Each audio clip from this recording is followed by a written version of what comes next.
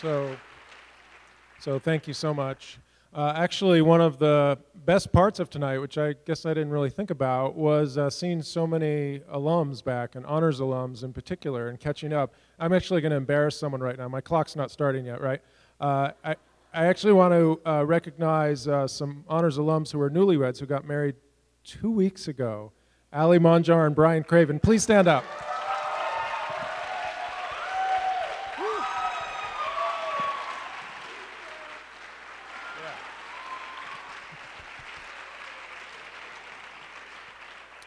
So we're actually on, I think, 6 honors marriages so far, which is pretty good.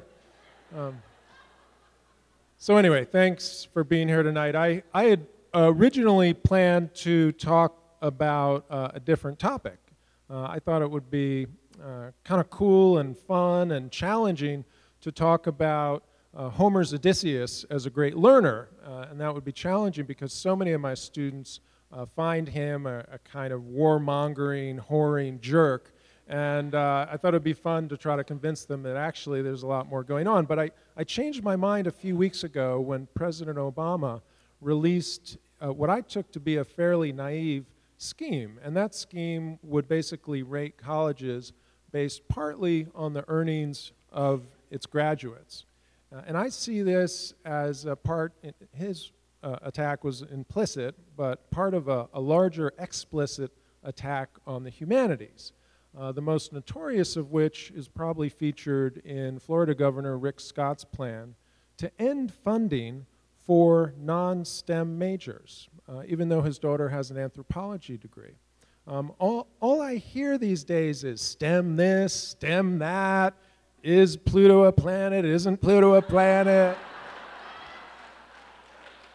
It's starting to drive me crazy, actually, and as someone who actually teaches a year-long class in the humanities, it's upsetting to me that our important work in the classroom continues to be devalued in public. So I did what most people of German heritage do when they get really upset. I made a list. So, you know, lists are really comforting to my people.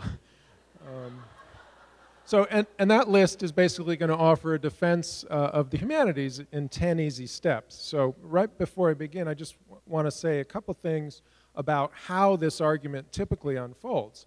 It typically occurs along the lines of, look, philosophy majors can be CEOs too, or even English majors can go to med school. But I don't find such arguments that compelling or convincing because they're defensive ones, right? They ultimately imagine humanities a burden to be overcome, something to run away from. And they finally elide the most fundamental values of the humanities, the kind of worth and worthiness is really what I want to talk about tonight. So here are my 10 easy steps. Okay, number 1. The humanities encourage us to have conversations with each other about ideas that matter. One of my favorite political scientists, Janet Flaming, talks about the word conversation, and the origins of the word come from the root to keep company with. That's so central because the humanities have always encouraged people to get together, to congregate and share ideas. Socrates basically hung around with young people and chatted. He kept company with young people. And that single activity was so threatening to the Athenian leadership that he was sentenced to die. Conversations, whether they take place in the hallway, in the chat rooms, by the water cooler, they will always serve as an antidote to unchecked power.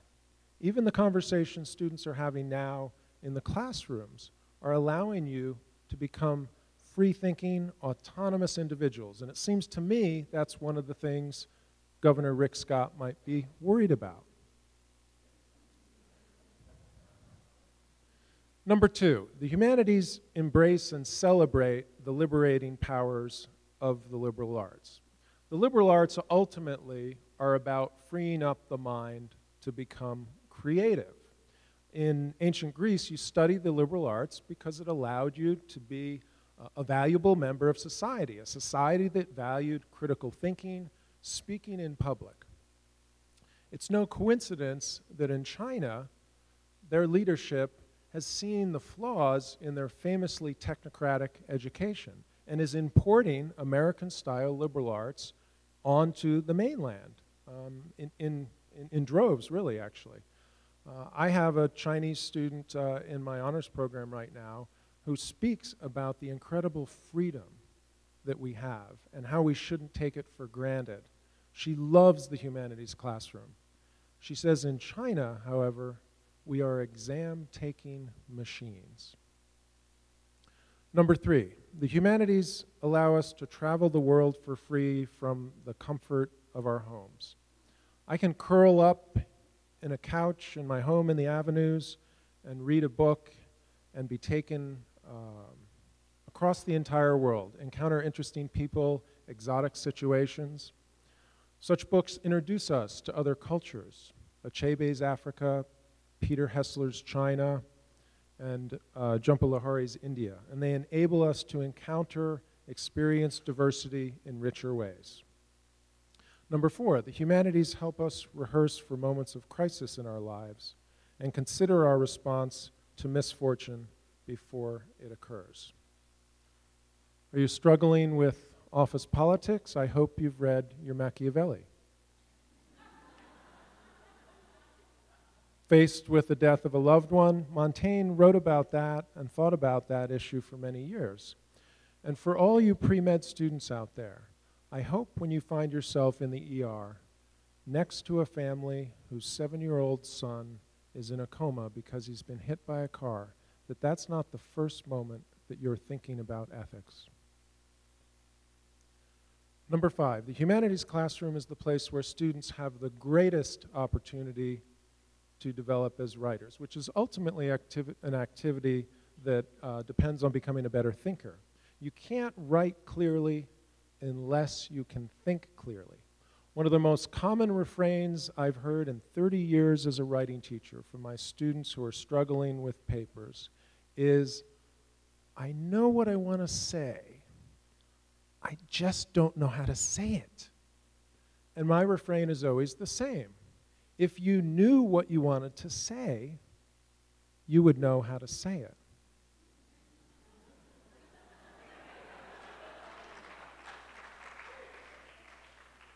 I am hungry.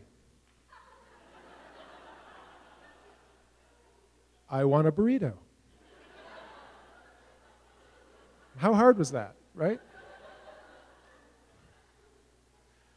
Number 6, humanists write authentic histories of our past.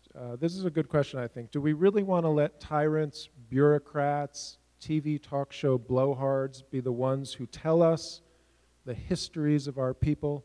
Or do we want authentic scholars digging in archives, actually doing the real hard work, help write those histories that tell our children what we did? Number 7, the humanities give pleasure. Who says humanists aren't fun?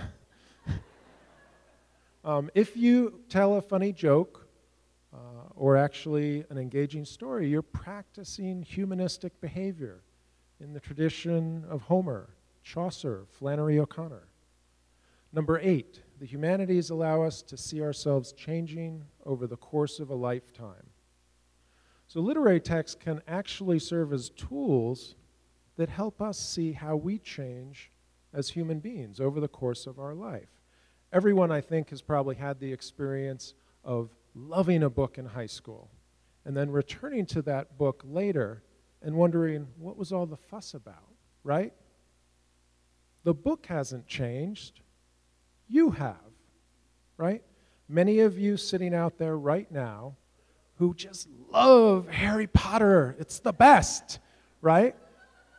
Will find out in a few years that those novels are very, very, very poorly written, right? And some of you won't, by the way.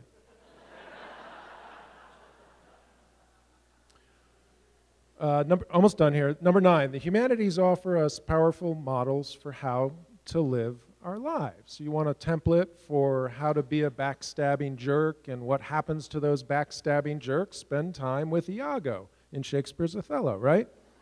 Prefer the intelligent, sassy, single girl approach? See Jane Austen. I actually once taught a year-long class on the topic of friendship. We started with the great friendship of Patroclus and Achilles in the Iliad and went 2,500 years forward, probably looked at about 24 different examples of relationships.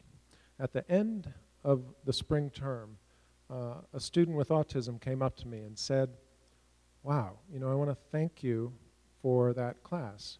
I never knew how to be a friend before, and now I have so many different models to choose from." That's time well spent. Finally, number 10, the humanities remind us that we're human. Duh, right? I mean, this never gets mentioned, but it's actually the case. Throughout much of history, writers have distinguished us from animals due to our rational capacity, but our ability to think and have a well-defined conception of self. Hamlet is all over this question.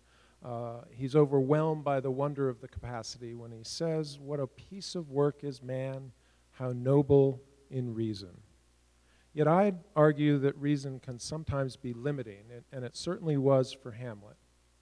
Rather, it's our imaginative capacity that really distinguishes us, and that ability is featured front and center in the humanities.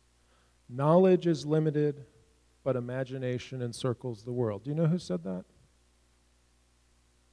Albert Einstein. And he went on to confess, quote, "I'm enough of an artist to draw freely upon my imagination. Imagination is more important than knowledge, for it embraces the entire world, stimulates progress, and gives birth to evolution."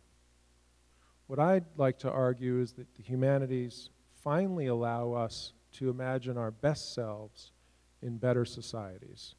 The humanities are about hopes and dreams. And are those gifts that we actually want to give up? Thank you.